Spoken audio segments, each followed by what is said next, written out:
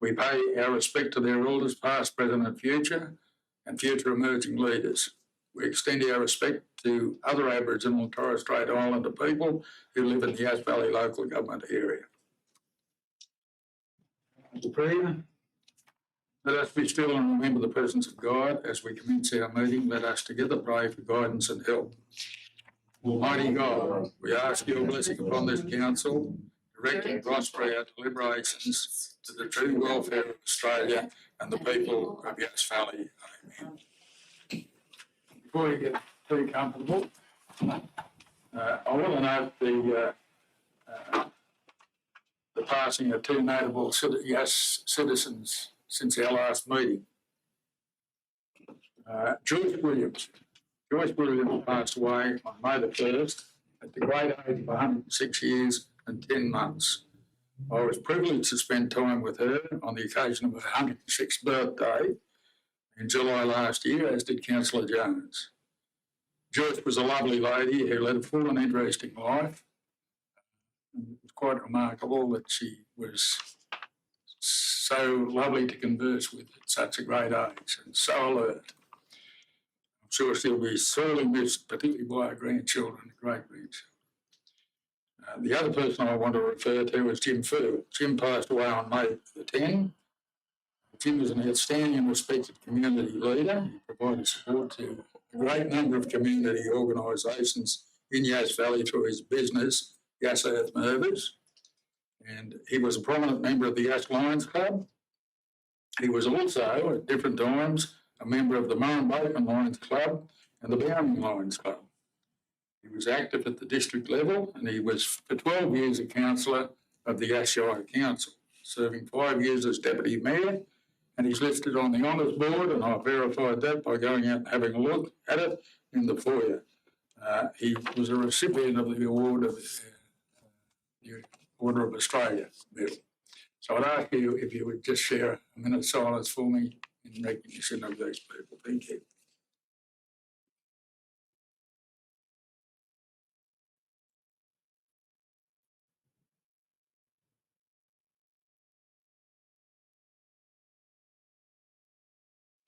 Okay, thank you very much, Councillor.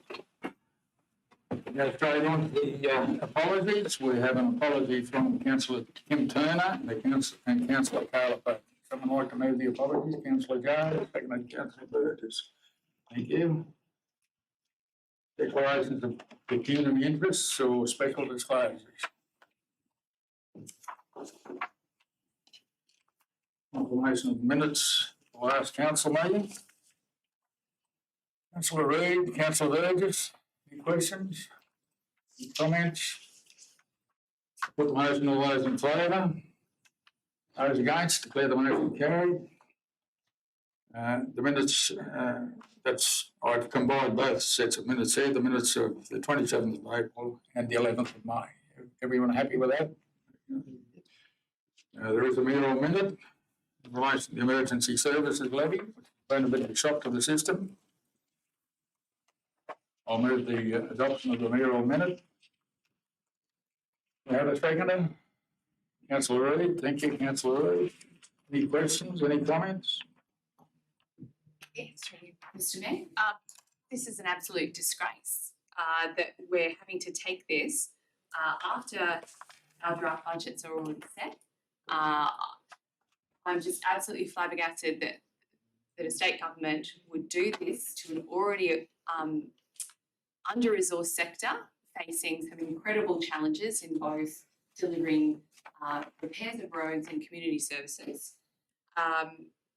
This is about to soak up almost all of the 4.2% rate increase, which should have gone back into valuable community projects.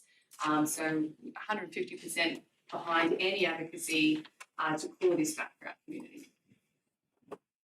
Thank you, Councillor Jones. Any further comments? Not, I'll put the motion. All those in favour? Those against, declare the motion carried. And the report to Council, 6.1, variations to the development standards, quarterly report.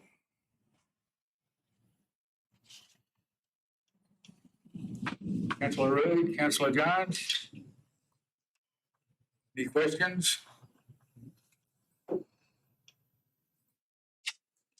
Not, I'll put the motion. All those in favour? Those against? Declare the motion carried. 6.2, development application DA 230018, 4-lot subdivision.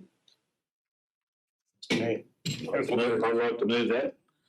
I'll get a seconder. I'll second I'd just like to say, Mr. and Mrs. Stein have done a wonderful job out there. That company wouldn't run a bloody bandicoot. It's that poor, and they've planted trees and done soil erosion. I think it's a great job they've done.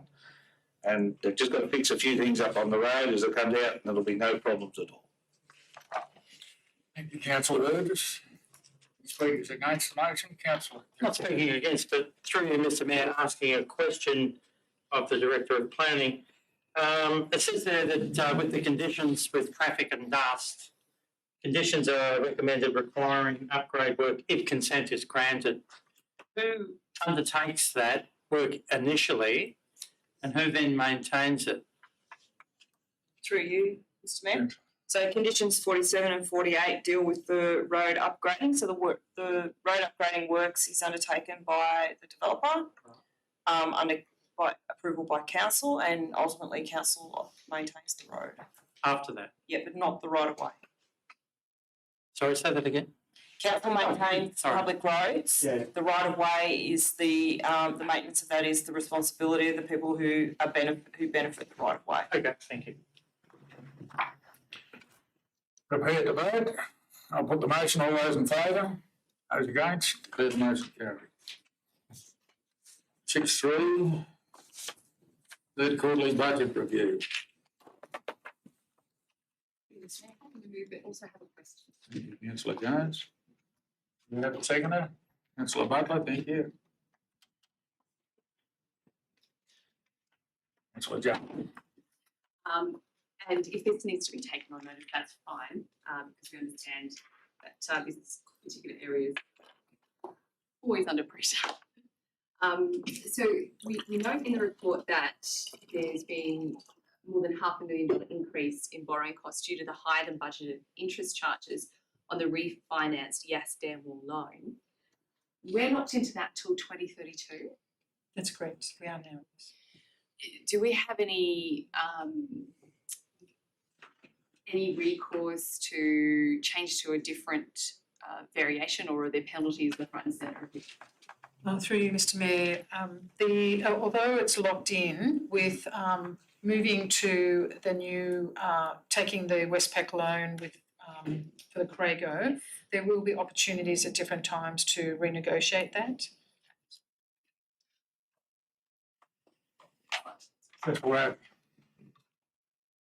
Through you, Mr. Mayor, to the Director of Corporate and Community, in the attachments to this report, page 28, the heading is the contracts budget review statement. In there's a mention of the Yass Memorial re-roofing. Just the final column, it says is that the duration of the contract is June 23, so June next month. Do I read that to mean that the re-roofing of the Memorial Hall will be completed then, or have I got that wrong? Through you, Mr. Mayor, the completion of stage 1 will be completed by then. Thanks, Councillor. Any further comments? Any other questions? Through you, Mr. Mayor, I would like to read an omission. When the report was transferred to PDF, the line on page, the last line on page 9 of the attachment wasn't included, and I would like to read out for the councillors' benefit what the figures should have said. The details were sent to all councillors, but for the public, I'll read them out. The original budget, so this is the line that is missing is the net operating result before capital items. And the original budget for 22-23 should be a negative 912,000. The second column, which is the other than quarter by quarterly budget review amended, should say negative 4584. The balance is a negative 5496. Carry forwards were the same as the operating result from continuing operations of a negative 620. The September quarter should read a negative 421. The December quarter should say a negative 968. The March quarter is zero because it hasn't been approved yet. The revised budget 22-23 is a negative 7505. Recommended changes for March quarter are total 1842.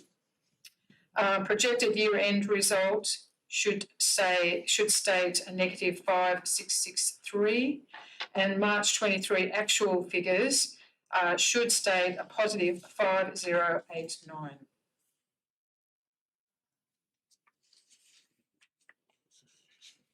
Okay, any questions of the director? No? I'll put the motion. All those in favour? Those against? Declare the motion carried. 6.4, the investments and borrowings report. One like to move it, Councillor Reid. Seconder, Councillor Abbey. Any discussion? Any questions? If not, I'll put the motion. All those in favour? Those against? Declare the motion carried. Rate arrears as at the 31st of March, 6.6.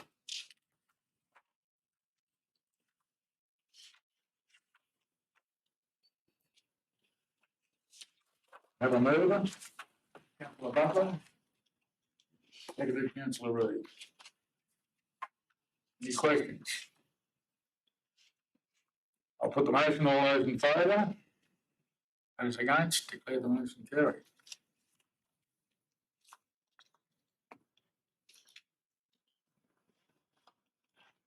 6.6, work health and safety improvement program update.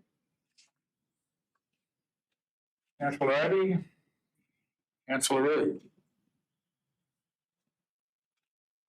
Any questions? Councillor Abbey. Yeah, through you, Mr. Mayor, to the Director of Corporate and Community. Just looking at the graph there, it represents that in the first sort of 12 months is about 13% completed, and for the next 12 months ending 30th of June 24, there's 87% to be done. Is that a realistic deadline that it could be completed by the end of year 24? Through you, Mr. Mayor, now that we have staff on board in that area, the indication by those staff are that yes, that is a realistic completion. And then again through you, Mr. Mayor, to the Director, follow-up question. What, if any, consequences are there of not achieving that target date at the end of the next financial year, 24? Through you, Mr. Mayor. If we don't complete, they'll be rolled over. However, the consequences, the tasks that we have to complete are not critical tasks. They're more processes and procedures to follow through, and it involves all of the leadership team across the council. So it's going to be a process of moving that forward. If it's not finished, it will simply be rolled over. Thank you. Any further questions? Councillor Cameron. I suppose I really want to speak against noting the report at this stage. So I'll put it as speaking in opposition. Look, I think the report, it's good to get an update on how things are going. But I think it would be much better for councillors if we had a much clearer idea of what has been achieved so far. Like, okay, 13%, and you're saying that some of the stuff afterwards is fairly procedural, but it would be really interesting for councillors to know what's been achieved, what's happening, and whether things are really on track or whatever. I think councillors need to be kept informed on this area because it's a fairly important area about staff welfare, and it also has financial implications as well in regard to workers' compensation type insurance and also effective service delivery by the staff.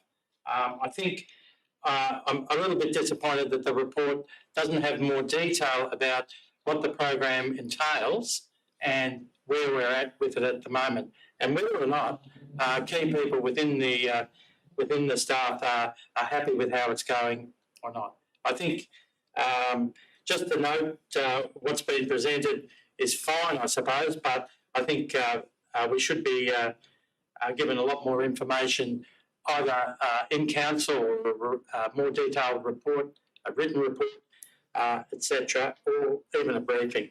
Thank you.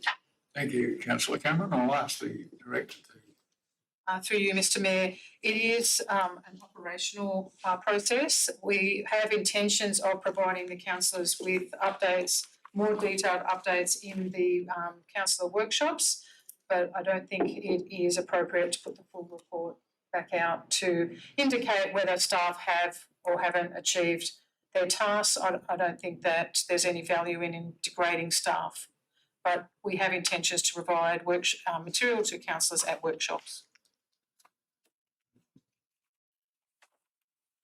Happy to vote? Put the motion, all those in favour? Those against? Councillor Cameron against. Thank you, councillors.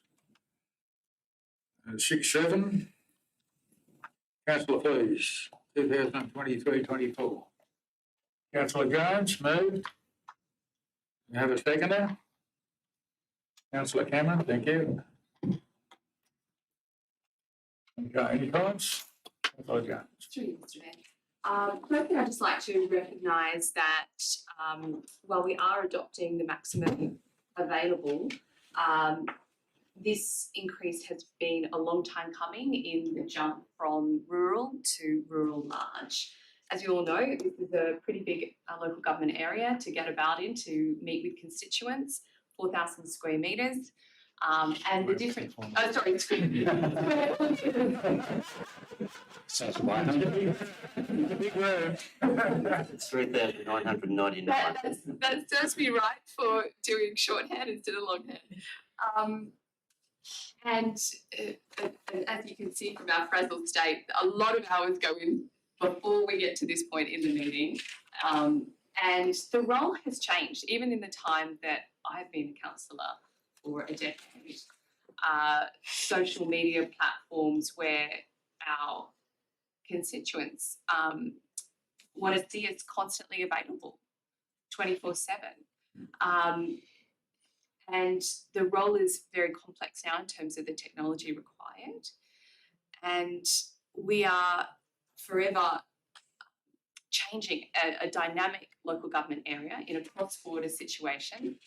The negotiations that have to be done by our executive team and our mayor, and even with our councillors as part of representatives in cross-border situations, requires us to be across a lot of information and to advocate on a lot of different issues. And I think our council is so blessed to have the representatives that we have here today. And it's not because of the remuneration that we have the diversity around the table here, let me tell you. It's through a sense of community spirit and a sense of service to our community that we're here. But it is true to say, and I'll quote, wait this machine up again. If I can quote from the report, the Associate Professor Giacomo argues that inadequate pay has significant negative consequences, low quality local democracy, an unacceptable burden on councillors and their families, and poor councillor diversity. There have only been 3 female councillors on this council in my entirety of service on this council. And it is hard to look potential candidates in the face and say, you won't be away from your family and the remuneration will be acceptable, because it's just not. And it is a very difficult thing to ask female residents who have so much to contribute, who already have been a lot of time out of the workforce raising children, who have not accrued superannuation, who may be single parents, to step up to this role. It's important that we have steps in place. We have a carers allowance, which is wonderful, but adequate remuneration is still a long way to go, but this is a good step in the right direction to adopt the maximum possible. Thank you. Thank you, councillor Jones.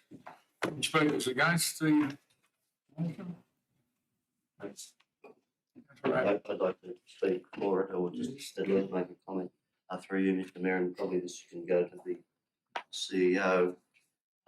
With the local government remuneration tribunal's investigation, it seemed to me that one of the triggers that was pulled was the criteria of population. We're now considered to have population of over 20,000.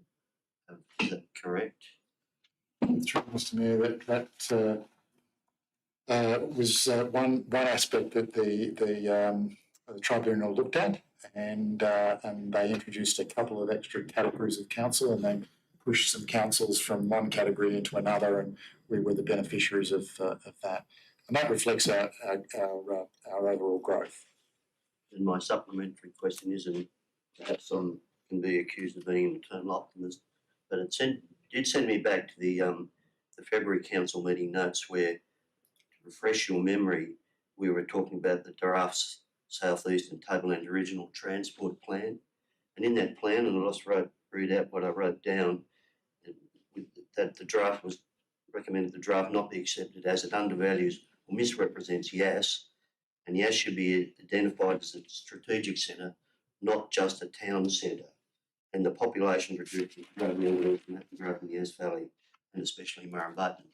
So with the imprimatur and emboldened by the opinion of the local government remuneration tribunal, is there a chance that this could be revisited and that we could ultimately be treated like Young and be considered a strategic centre rather than just a town centre?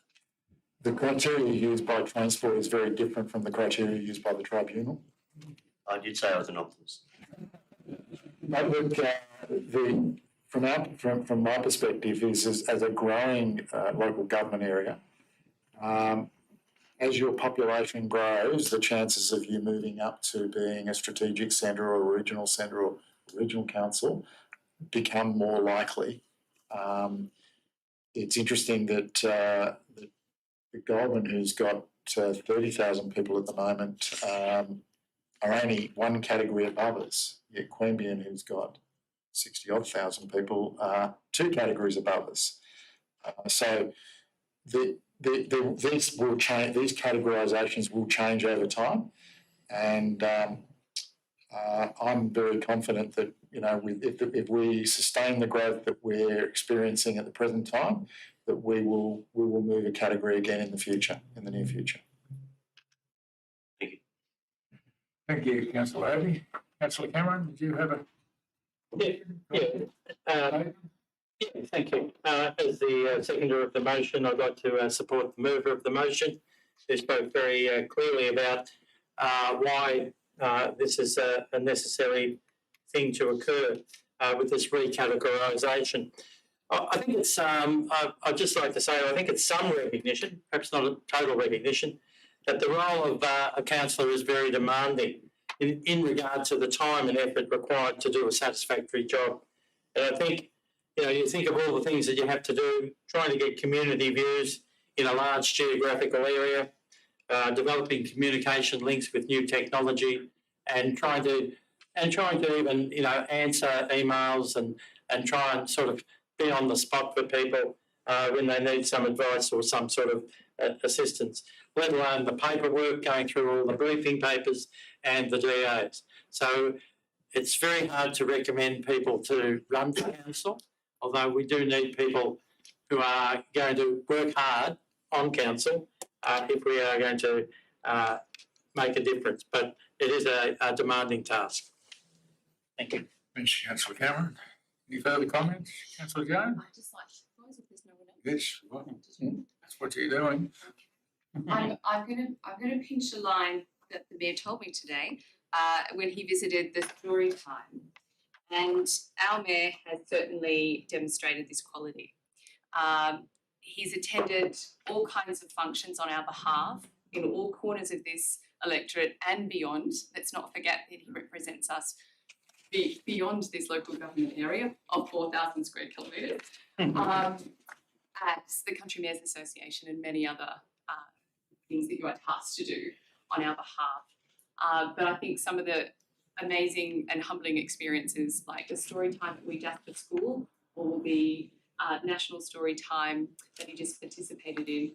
And I'm going to put it up to the Mayor to report back on what a 4-year-old said that we will counsel to.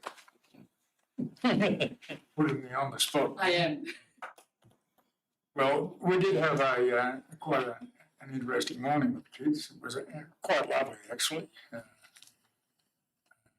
At the opening, Therese Van Leeuwen sort of chaired it, and she asked a number of questions, put a number of questions. The one that stuck with me was, do you know what the council does?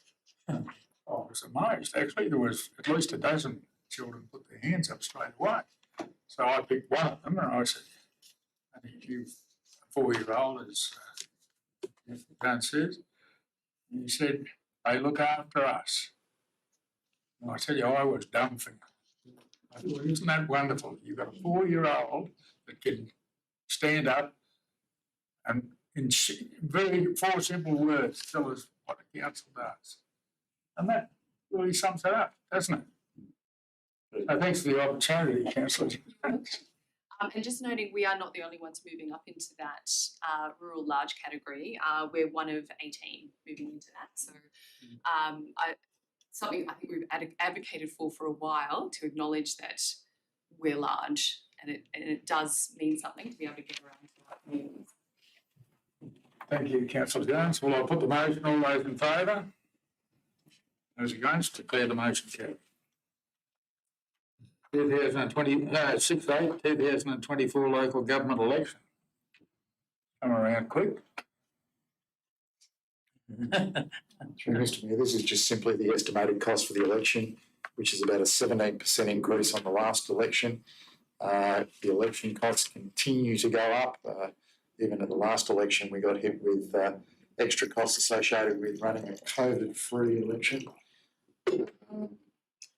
It, to me, seems an ever-increasing area that has no regard to our financial constraints. It means to meet the increased cost, we have to redirect monies from other areas, spending on the community, to support the election. So while we already agreed to get the New South Wales Electoral Commission to run our election, the reason we do that is largely because it removes a lot of risk from the council if we try to run it ourselves.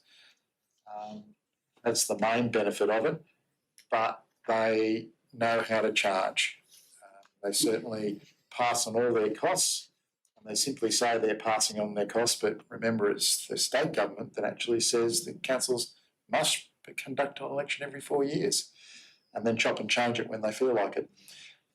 So that's a significant increase, 17% over the costs of last time. And we got a rating P increase of 4.2. I suppose it's a short term. We haven't got full value from our money out of the last one. Any other questions? Someone like to move the recommendation? Councillor Reid? Councillor Cameron? No. Councillor Reid? Councillor Cameron? Happy, so.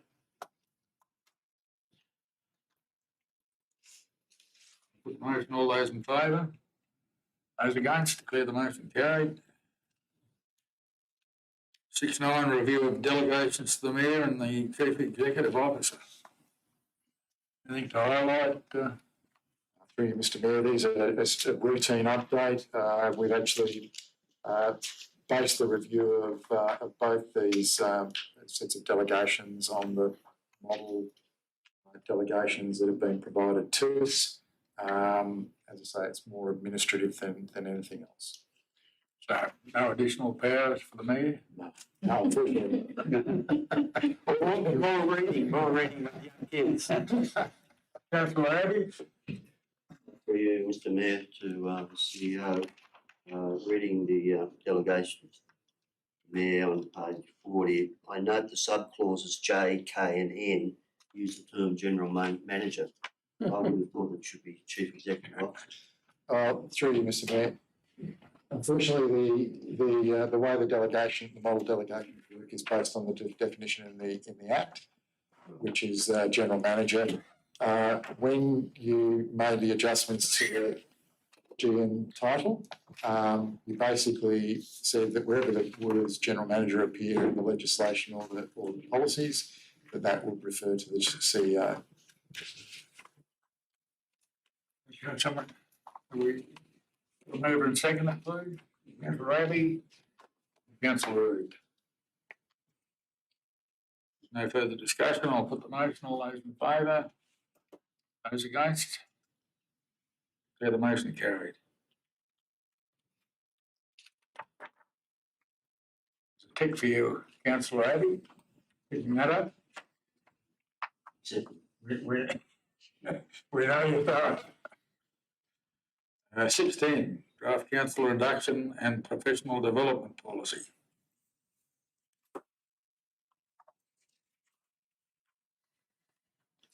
There is a recommendation. Councillor Reid. We have a seconder. Councillor Abbey. You, any discussion? Councillor Camp.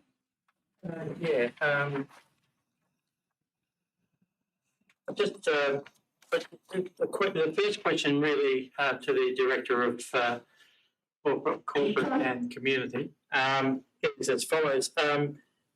Is this a new policy like for this council, or what have we been working on so far? Because I was under the impression that we were doing something similar to this year. Oh, sorry, not this year, I meant 2022. Through you, Mr Mayor. This is, no, we do currently have a policy, Yeah. but this is an improved policy on using the model. It actually has more benefits for the councillors in the things that they're able to undertake as professional development. Okay, the second question to you is, it says there that an individual ongoing professional development plan to address any gaps in the capabilities, presuming there is gaps in the capabilities of councils, needed to effectively fulfil their role. My question is, how does it plan to implement this? Through you, Mr Mayor, given that we don't have a full suite of governance staff, it won't be undertaken until we have a full suite of staff to be able to do that. I anticipate that it won't be done this term, Mr Mayor. Sorry, just to elaborate on that, it's not this term of council, Not this term of council. but the next term. Yes, as we go into the new term. Okay, and that would include the induction policy as well, That's correct, yes. which was pretty intense when it happened in January. Thank you. Through you, Mr Mayor, just to add to that, largely the way professional development aimed at councillors occurs is that when we get notice of them, we actually advise councillors, and each councillor makes a judgment call about availability or whether that particular course is going to meet their needs, as a councillor, you feel as though you don't have a good grasp of, and that's something that you can actually do. So largely it's about the individual indicating that's something I'd like to do because that will help me improve my performance as a councillor. So it could be financial, policy making, lots of things that are provided for councillors as part of if you like, an extension of the initial induction program. So the initial induction program we provide as staff is generally just to get you up to a base level, but there is lots of courses that can be done if you think you need to delve deeper into something, or you want some further assistance or further support. So largely it would be what you think we need or don't need. Councillor Cameron. I'd like to come in on that comment. This year, like I would say that from my point of view, I noticed a few gaps in my capabilities, particularly about things like water planning and also finance. And I think it's been very good that I've been able to get involved with some of those things, and it's been very generous in lots of different ways. I see this policy as being a little bit different. It seems to me to imply a little bit like when you go into any organisation, that you sort of sit down and map out what you'd like to do over that time. And we're talking about a 4-year period. And it seems to me as though it seems to be much more managed than what you're suggesting. I'm not saying what you're suggesting is incorrect, but it seems a little bit different to the policy being mooted. Comment? Thank you, Mr. Mayor. I don't intend sitting down with every one of you and doing a performance review. I don't think that's really my role, but certainly my role is to listen to what you think you need and work out what we can match up for you in terms of doing that. So, I would encourage everybody, like you've indicated, these are the areas that I'd like to know more about, and I'd like to delve a bit deeper into them, and then we can match you up with those courses or seminars or whatever they might be that can be done at your convenience. So I think all 3 of those you were attended this year or the last 18 months. The last 18 months. Yeah. So particularly the water one paragraph. Yeah. That was really good. Yeah. So I encourage all councillors, if you feel as though you need some extra training or whatever, just keep an eye out. LG New South Wales, actually, their newsletters actually often talk about programs or seminars or sessions that have been developed specifically aimed at councillors. I think one of them is, and a number of staff have done this one, is that finance for non-financial professionals.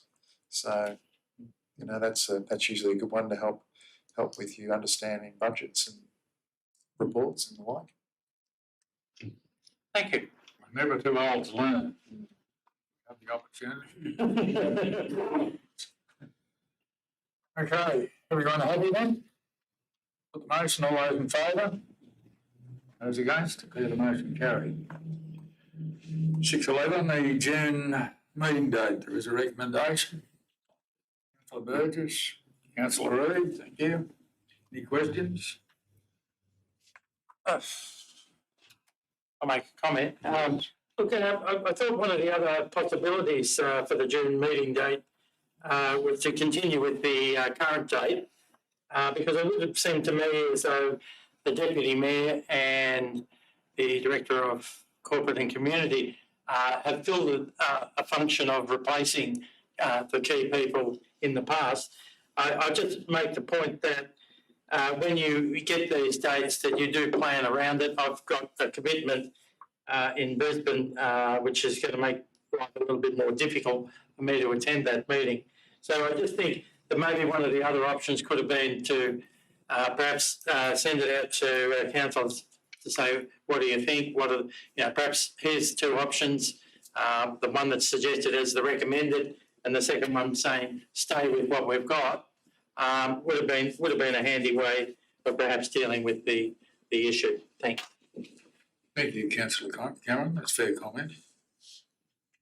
Any other observations? If not, I'll put the motion. All those in favour? Those against?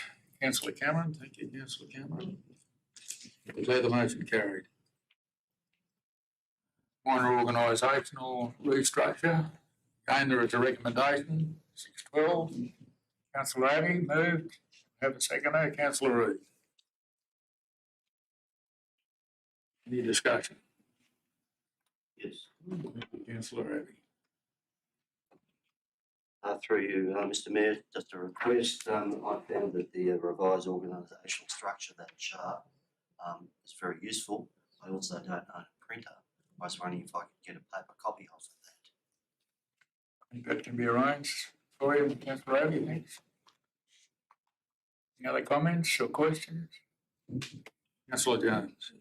Yeah, look, it all makes sense on paper and I can see that there's a lot of synergies. I just wanted to check in if you can see any worst case scenarios in terms of the role swap of who they report to.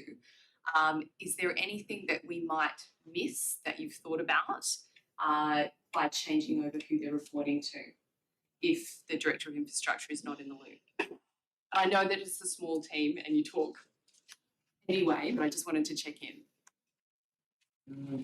terms of Yeah, your look, I think it's certainly this is not something that we've just thought up overnight. We've since the former Director of Infrastructure and Assets left, the workload was divided up between the three remaining members of the executive team. That highlighted a couple of interesting things for us. Certainly, we were probably asking questions that perhaps had never been asked before, and question why certain things were done in a certain way. But what came obvious to us was that the work that the Recreation Assets team was doing was very, very closely aligned with the work that some of the planners were doing. So it seemed logical to us that the bringing them together would get them working much more closely and getting some greater synergies out of that area to be able to deliver those not only the policies but also the actual infrastructure as well, because it's important that they talk to each other. That just felt like a good thing to do. The staff indicated that they were,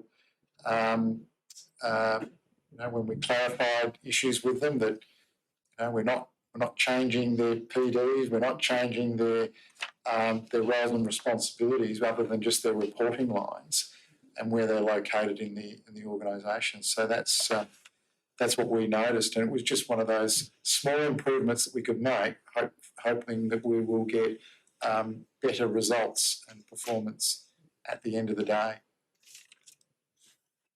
Councillor Cameron. Yeah, just a question. I'm not sure, maybe directed to the CEO. I can see why, it's a good explanation why the move has occurred. But I noticed that in the chart, in infrastructure, it's maintenance of assets. So how does these assets now become maintained? Like, who maintains them? Who's the responsible person? Through Mr. Mayor, what we've had in the last couple of years is that whereby we've separated the asset owners from the people who actually do the maintenance of those assets. The idea was that those people who are responsible for the assets is to plan strategically for them, to make sure that they're well maintained. What's the maintenance regime? When do they need to be replaced or upgraded? So the idea is to develop those asset management policies that we desperately need, so that we can do a lot better forward planning, particularly with our long-term, integrating it with our long-term financial plans. What we were finding is that when they were responsible for the strategic work and policy work, as well as the day-to-day operational, that they focused on the day-to-day operational, and that strategic stuff was not getting done. So that's why we separated them. So at this stage, the delivery of maintenance of assets is done largely by infrastructure and assets as part of either the roads delivery team or the facilities and recreation team out at the depot. So that's what we've done. It seems to be working okay, but like anything, with any organisational management, you're always continually looking at whether the structure is delivering what you intend. And if it's not, you then look at other ideas and other changes. But at this stage, it seems to be working okay. This seemed to be a simple way of putting the two arms of the policy, if if you like, from different sections together so that we might get some better synergies from those two groups to deliver better than what we're delivering at the present time. Everyone happy? I'll put the motion, all those in favour? Those against, declare the motion carried. 613 water rebate, undetected leaks. Councillor Jones, seconded Councillor Reid.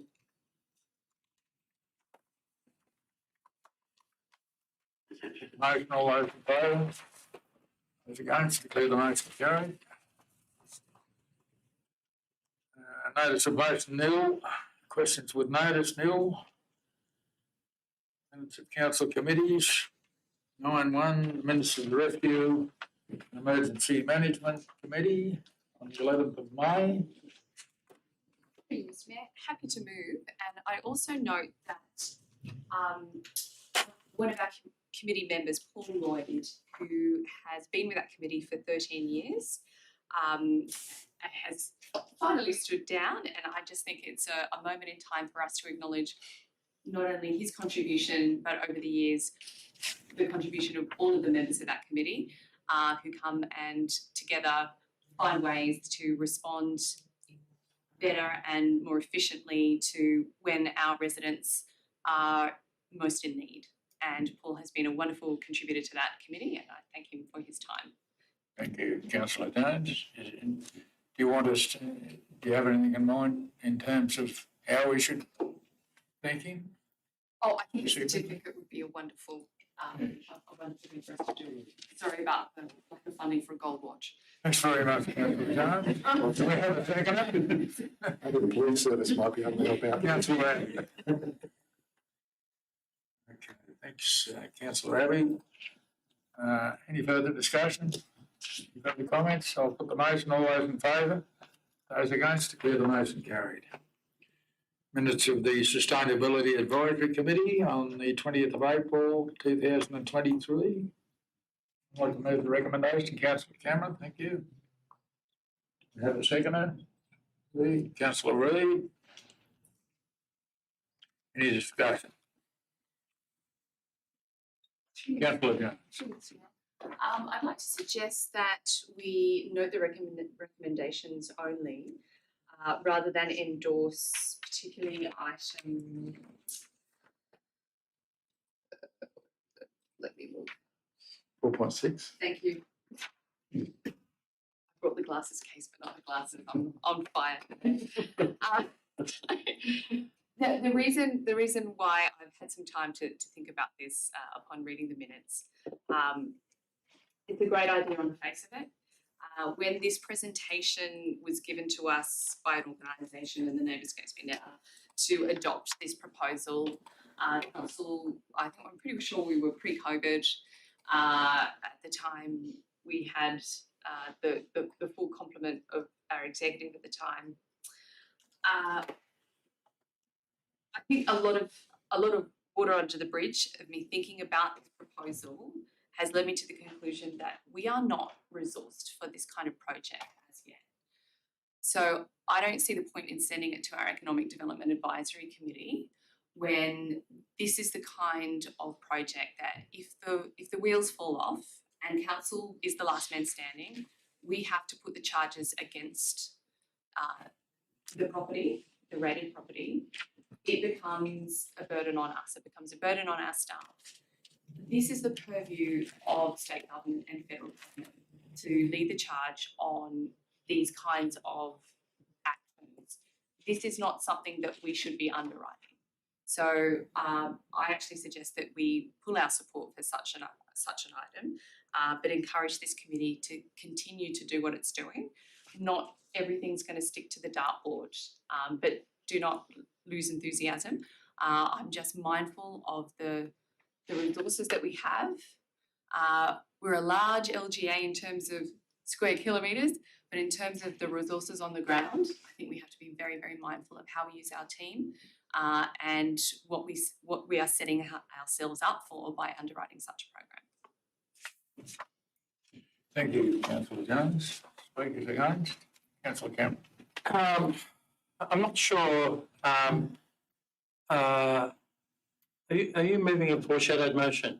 I'm suggesting an amendment of. Oh, it's an amendment. To note, and removing the words endorsed. Well, I think that's more than an amendment. I think that's a foreshadowed motion. Well, I'd like to just make a comment. It seems to me that your objection is to item 4.6. Okay, and I accept the fact that you may feel uncomfortable about item 4.6. I think the idea that we had at the Sustainability Committee was to have a discussion with the Economic Development Committee about that possibility.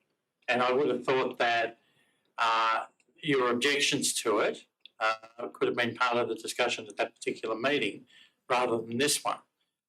So I'm quite happy to delete item 4.6, but leave the rest of it, which I think are the other items, which does include the word endorsed, stand.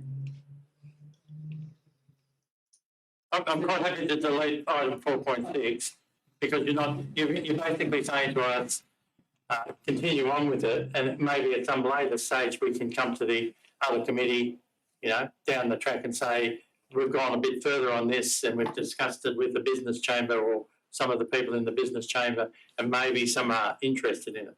Okay, so I'm quite happy to let item 4.6 go at this stage, as long as we keep the rest of it rather than just have a noted, because I think we should endorse the policy and endorse the work that's been done in regard to the Canberra Joint Organisation Waste Committee, which we've made some good comments on that. I think we've pointed out some of the weaknesses, and I think there's a lot of work to be done with the committee, which meets next Tuesday, May the 30th, and all councillors are welcome to come, and all the public is welcome as well at 6 o'clock, and I'll provide the chocolate biscuits. Okay, so that's what I'm asking for. Thanks, Councillor Cameron. Are you happy with that? It was a successful arm wrestle. Thank you. So the motion is the recommendations as printed with the exclusion of item 4.6. Yeah. Okay. Councillor Early. Yes, sir. I'd just like to have a clarification on 4.1. It said, it said these are to be circulated to members offline, be endorsed, and then both documents be presented to council for endorsement. So I'm not sure who is going to be doing the endorsing before it comes to council for endorsement. Is that meant to be the staff endorsing it or supporting it? Or are we looking for a different word there? Or? Yeah, that's effectively been done. Yeah. The members went through a number of reiterations and versions of the draft policy, and the version that is presented to council as part of the minutes is basically the version that is suitable now for public exhibitions. So the suggestion has been that we maybe that could be added if you like. So as circulated to members, be endorsed, and both documents be presented to council. But there was a second part to that, which was to put it on exhibition for the 28 days, and if there was no significant objections, it'd actually be endorsed. So it didn't need to come back to council or go back to the committee. It'll go back to the committee once it's endorsed for information. But, Yeah. Thanks for that. Okay. Councillor Jones. Through you, Mr. Mayor. Having made that change, I just wanted to state that I will be voting against this tonight. And the reason why I'm voting against this action is I believe that the committee's scope is too broad, and with such a short amount of time, I think would be a good idea to scale it back to environmental only. And I say this with hand on heart, a lot of faith in the members of this committee, because I've chaired a Sustainable Communities Committee before, and we wanted to go broad. And we pulled back to just environmental, and we were effective in that space. Essentially, this committee is trying to shadow the role of councillors and the audit committee. And I don't believe in wasting anybody's time on doing these things. This is what we're here for as representatives of council. This is what our audit committee is for. I don't like people doing work for work's sake. And I think this committee, if we were able to narrow its focus within the next 12 months and give it another sprint to the line of what it can focus on, it will achieve so much more, and the committee members will walk away feeling effective, and we can achieve things. In the space of environmental issues, this committee is strong. And I think if the chair was to take that back to the committee and say, look, we've got essentially 12 months left as a committee, what do you want to crunch on? And it may be that it is the environmental issues that you come up with that are the ones that you want to focus on. But I feel for you because I understand that sustainability is across all issues. But I think in this term of council, it's just too short, and we have other avenues to look at these things like the economic sustainability and the audit and how council is run. Through you, Mr. Mayor, just to point out, the committee is actually in revising the policy and their the tool that they've used, the assessment framework, has actually narrowed their brief down to a couple of, four or five specific projects that they're looking at, and FOGO is probably the number one that they're looking at. There's quite a bit of discussion about that, both as a direction for council to introduce a service by 2030. The committee's looking at that. So that, I think they've already narrowed the brief and the scope, and I think that's a good thing because yes, I think in the early days the committee was, it had thousands of ideas floating around. They were all good ideas, but there had to be a way of prioritising them. And to their credit, they've done the assessment framework, which has helped them to do that. And they're down to 4 or 5, as I say, and they're working their way through those. So they're the priorities at the moment. Through you, Mr. Mayor. In light of that, it looks like in all aspects they're trying to do just that. So why don't we go back to their brief and change the brief as well? Because when they signed up onto this committee, it was a much broader range of ideas that they were supposed to get across. So if that still stands, that will be the blueprint for the next committee. And we don't want to set anyone up for a task that's too impossible. Through Mr. Mayor, post the next election, all the committees will be reviewed again. Yes. And so there is that opportunity. I think at this stage that while they do have a broad set of terms of reference, it hasn't. As I said, I think that the way they've revised the policy to give themselves some sharper focus and a narrower range of projects, it's still consistent with that broad policy terms of reference, but it's been sharpened to work on some specific issues, which I think that is, and of course when they get through one, they'll be looking for the next one, and they'll probably add that to the list, I suspect. But I think it's okay at the moment. I think it's just as easy just to leave it as it is at the moment, and then we work it through, after the next general election and see what the new council and new community members might want to do. Councillor Cameron. Thank you for those comments. They're very generous. I keep on looking over here to the word sustainability, which is one of the key words that we've got up there, thinking about tomorrow. And thinking about tomorrow is all about sustainability and trying to have some idea of where we're heading and trying to do the best by our particular community. And I think you're right. When the terms of reference were developed for this committee at the first stage, it was unanimously accepted by people around this table, and the two apologies, that's what we were going to do. And I think you have to go back to that meeting and think, okay, we had those terms of reference and we allowed that committee to get started. I'd just like to make a couple of quick points. First one, we've had 6 meetings. We're a very active committee. We've got 9 people on it who are a broad range of very talented people who make my job easier in one way, in that they bring a lot of ideas to us.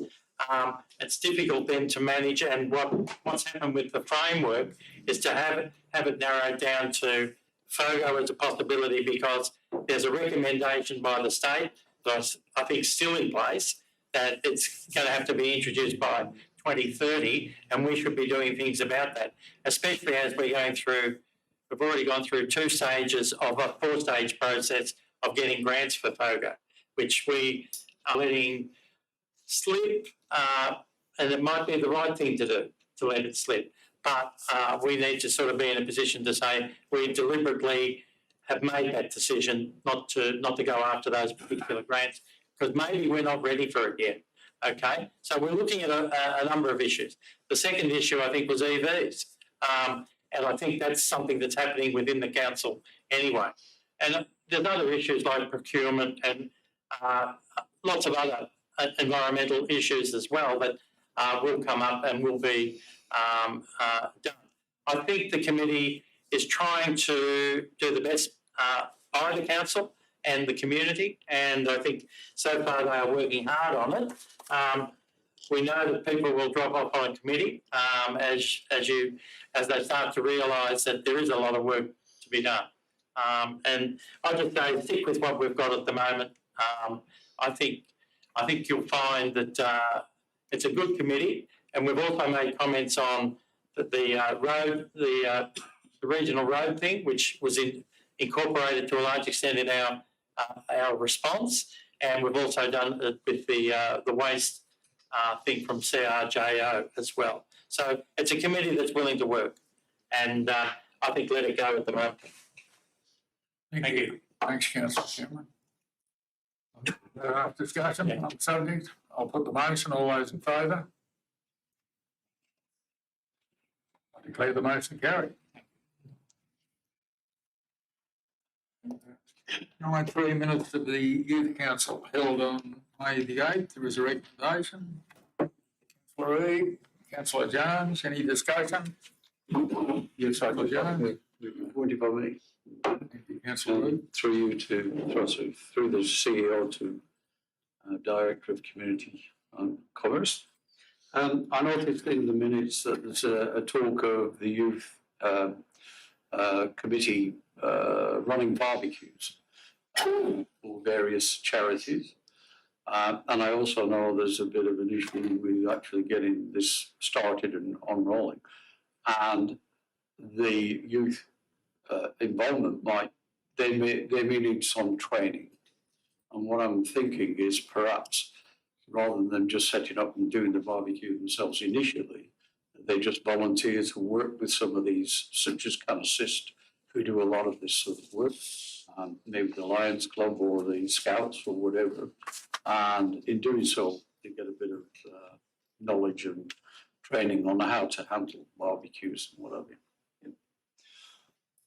Councillor Reid, just a point. Councillor Jones. Through me, Mr. Mayor, I have an 11-year-old who took his sausages down on his bike and gave himself a lovely treat in the park, and we met him later. I reckon these guys will find their way around a barbecue pretty quick. We have OH&S training for these youth council. They've been trained in all kinds of things like how to pack up safely and put down the cinema gear, which is no mean feat because they, I sat with them, the previous bunch, and a lot of training was required to go through that. I want to endorse this project. It's no mean feat to get enough youth engaged to actually pull this off. Particularly in winter, it can be a bit of a hard call. But I would really like to support the request for for a budget line for their identity, because when they're out and about, it's very, very important that council staff and the public can identify those who are youth council and those who are youth attending these events. And there's a differentiation between those who've gone through any training in OH&S, and wearing the right T-shirts and the right gear is a great way of doing that. And it also says to the community, look, we've got a an active youth council here in Yass Valley, doing projects for our youth. So I wholeheartedly endorse that. And I really appreciate the effort of staff involved behind the scenes in getting these kids out to the villages. I know it's so appreciated by everyone. And it also gives our youth from the larger townships of Yass and Murray Bateman a unique perspective and enables them to represent youth from all parts of Yass Valley more effectively. Thank you. Councillor John. Through Mr Mayor, I just draw council's attention to the motion that's up there. There's a couple of recommendations that were overlooked in the published papers, so we've just added those to give the committee the youth council some direction. On the bottom, the two on the bottom. On the board there, so item 4.2, the fundraising activities, which is what you've just been talking about. And the second part is the participating in the Riverbank Park opening. We won't talk about that publicly and let the cat out of the bag.